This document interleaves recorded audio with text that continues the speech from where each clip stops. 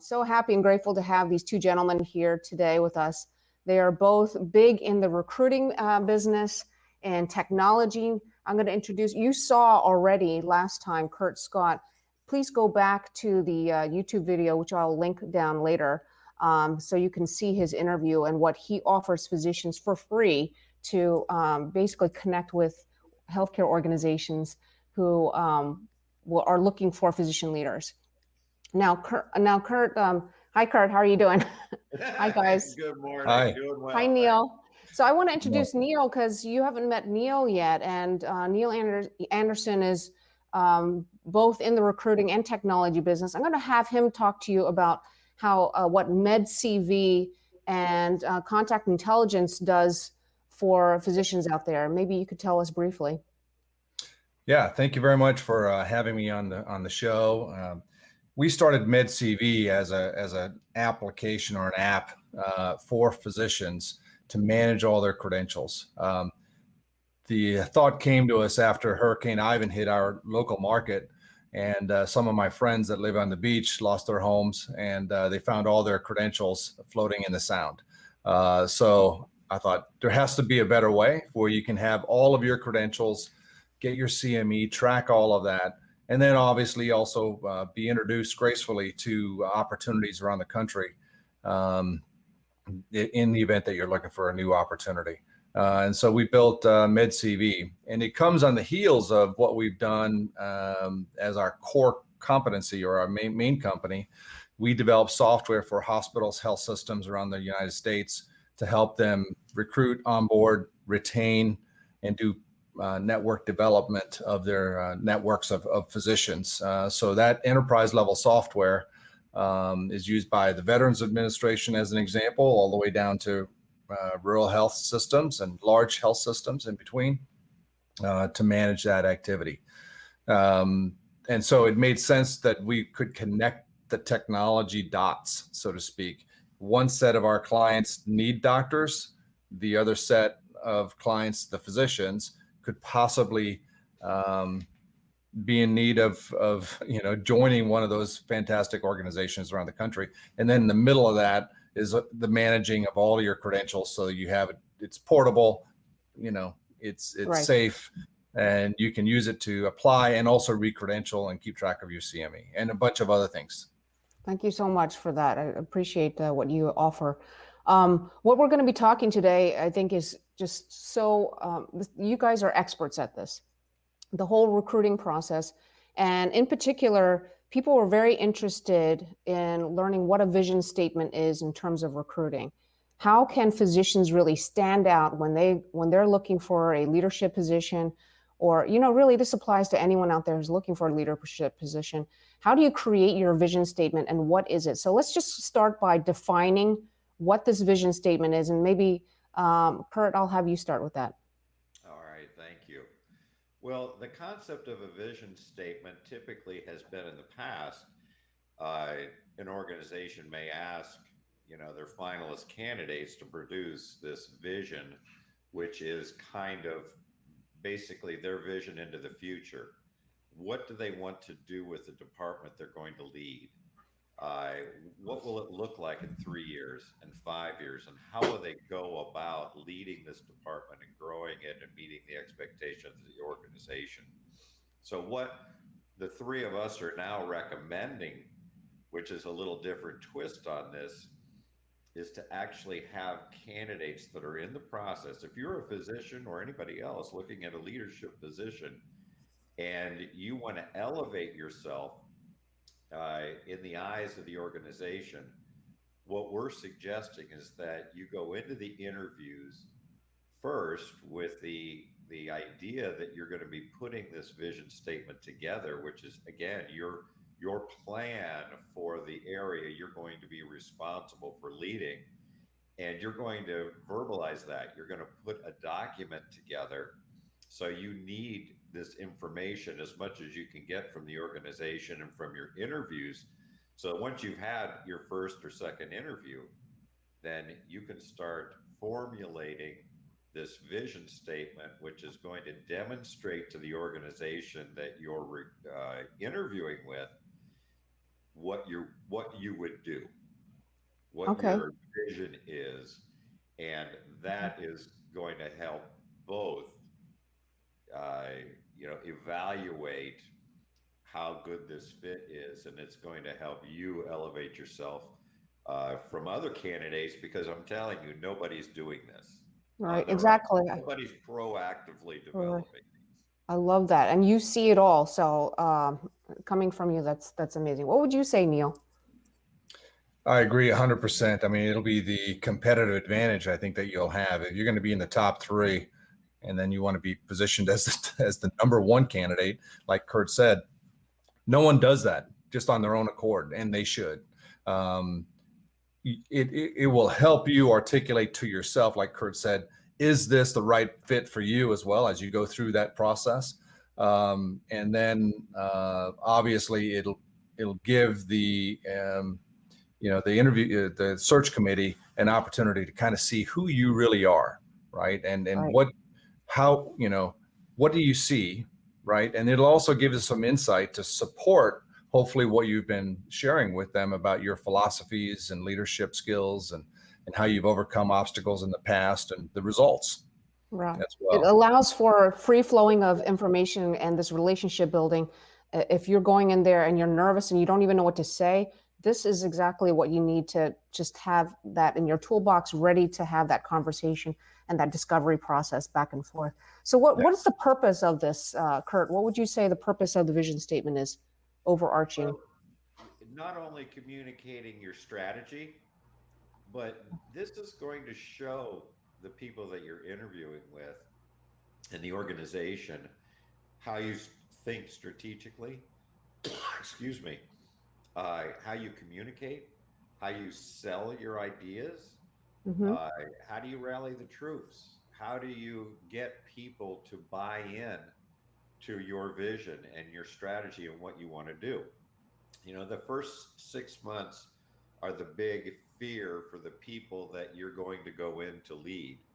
So they want to know, what is this person going to do? How are they going to approach it? Are they just going to come in and change everything? Or are they going to come in and get more information? And are we going to get involved with that? Are we going to have any say so? So this is kind of, the vision statement is kind of gives them a lot of information. So you have to be very careful.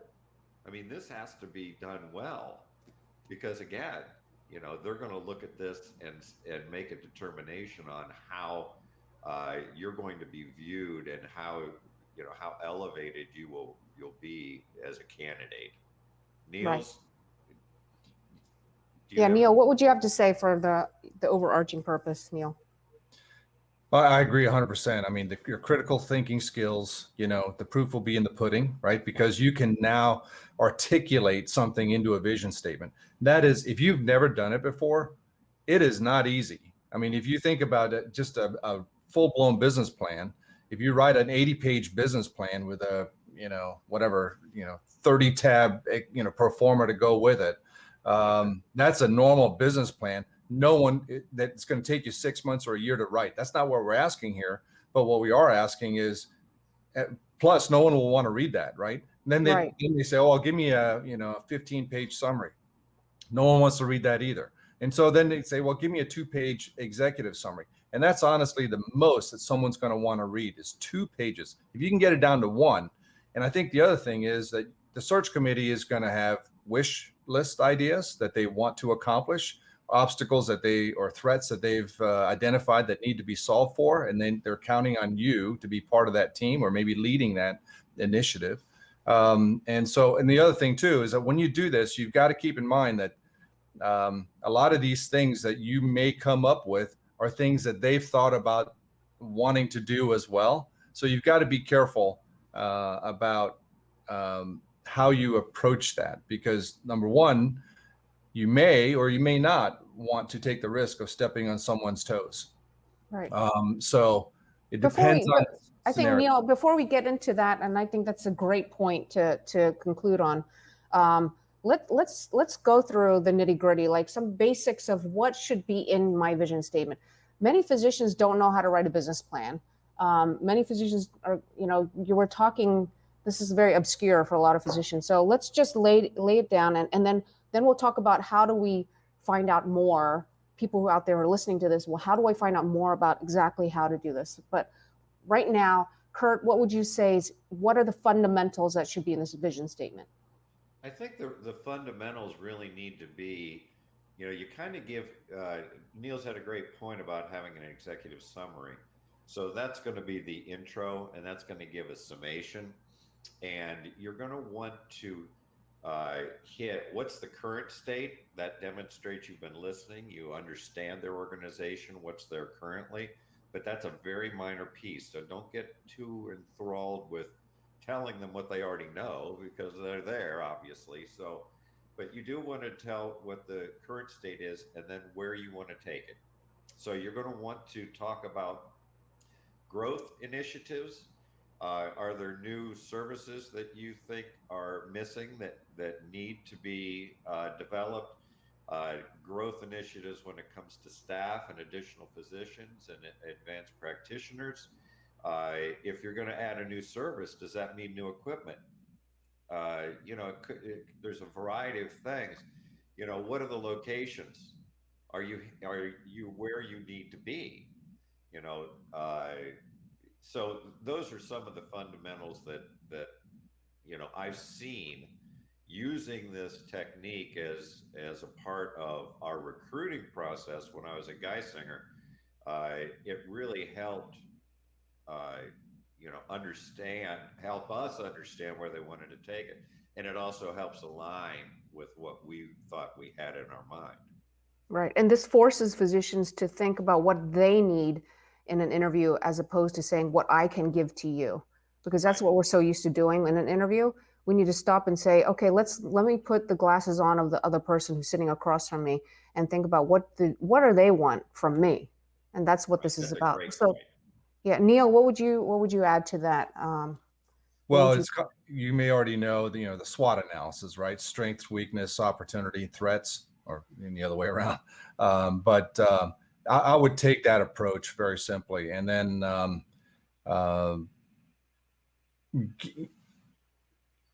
articulate again. It could be that they identify that, hey, we think there's a new opportunity for a business line.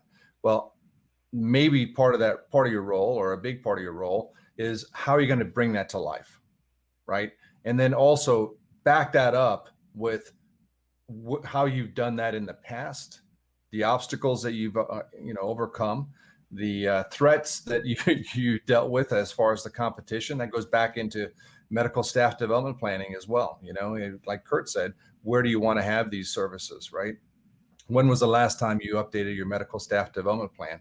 And a lot of organizations, I think, also focus on having a broad medical staff development plan, but it may very well be that you need to narrow it down to a specific service line, like Mohs surgery or cardiology or whatever the case may be, and then, surgically approach that.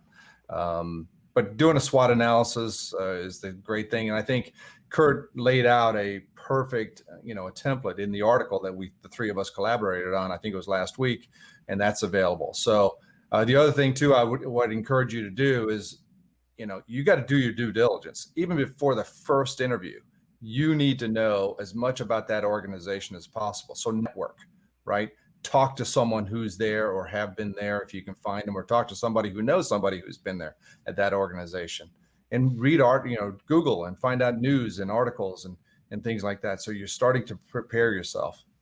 I think that's the most important. If you're not prepared, you can't come up with a game plan, and you can't adjust, or what we used to say in the military, you can't adapt and overcome, because every plan, or what is it they say, that no plan survives first contact. So, do everything you can so that you're prepared to pivot and adjust in your interview and also on this vision statement. Yeah, and remember, they know that you don't know everything about them. Right. They know that you don't have all the facts on your vision statement, but it's exactly the thinking process that they want to see, and say, hey, please correct me if I'm wrong, but this is where I think you're at, and this is where I think you want to be. And for you to get there, this is how I'm going to help you. That's how it should be stated. That's so. right. I love this. Thank you so much. Kurt and Neil, what are your closing statements, and and what recommendations do you have? And also, please give us your website name again, and I could type it later on the social media page. Sure. The So, Kurt. website is the Physician Leaders Career Network, or PLC-network.com. So in closing, I mean, really, I love Neil's point about doing your due diligence. You know, one of the things that I've seen in my 35 years of doing this is candidates that come in and they know nothing about the organization. Yeah. And it's a surefire way to get put at the bottom of the list. So between your homework up front and all the interviews that you do, each interview, yes, you're selling yourself, but you're gaining information. So make sure you have questions laid out and that you get the answers to those questions, and they should be different based on who you're going to be interviewing with. So make sure you get bios on the people that you're interviewing with, so you have specific questions that you can ask them based on what their function is at the organization. But I'm telling you, in closing, there's nobody doing this from a candidate perspective proactively. This is going to really set you apart from your competition. And as we said in our article, there's always competition. Yes, and your article's on your blog, on your website, so yes, people missed that. Okay, Neil. Well, and also to tie to that, Kurt mentioned questions. I think it's really important, obviously, to be prepared for what kind of questions that you might be asked, but it's equally important to have questions that you are prepared for. If no one asks questions, that's another surefire way of being mediocre at best, right? So there's some sample questions that are part of the article or the blog on Kurt's site, and also on our MedCV blog. All right, you've added to the article. I saw that. So please go to what's your website? Yeah, so it's medcv.com. It's very simple, MEDCV, Charlie Victor.com.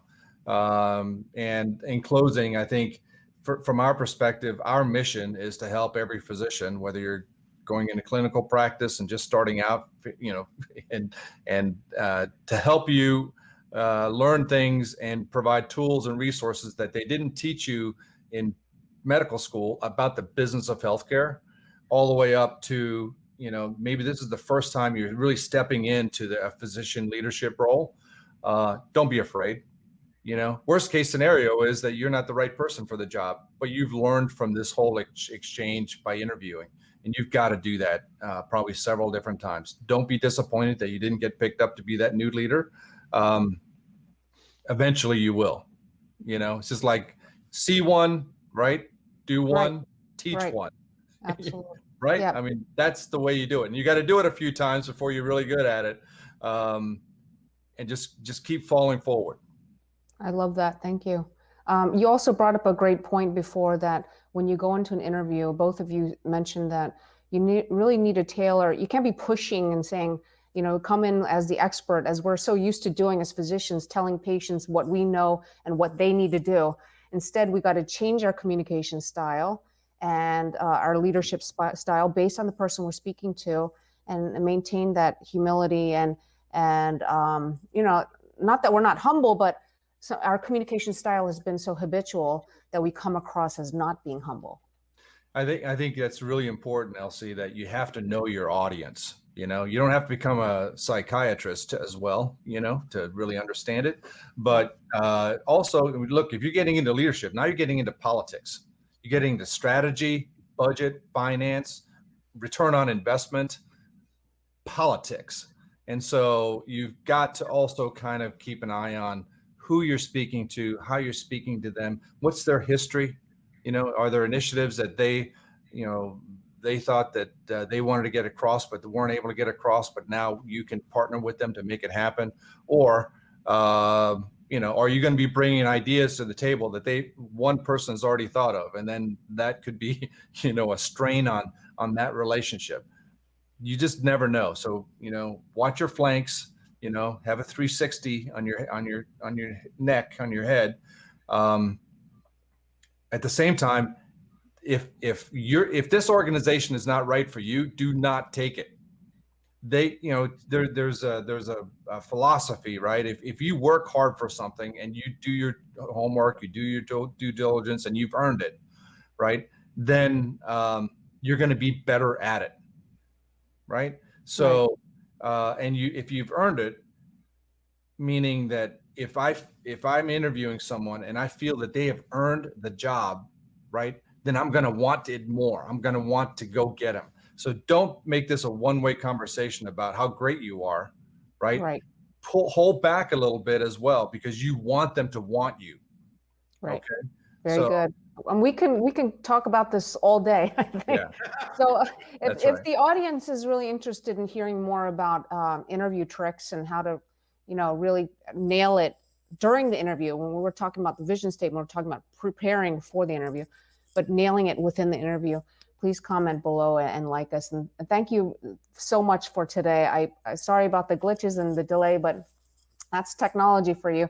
Thank you for joining us every Sunday.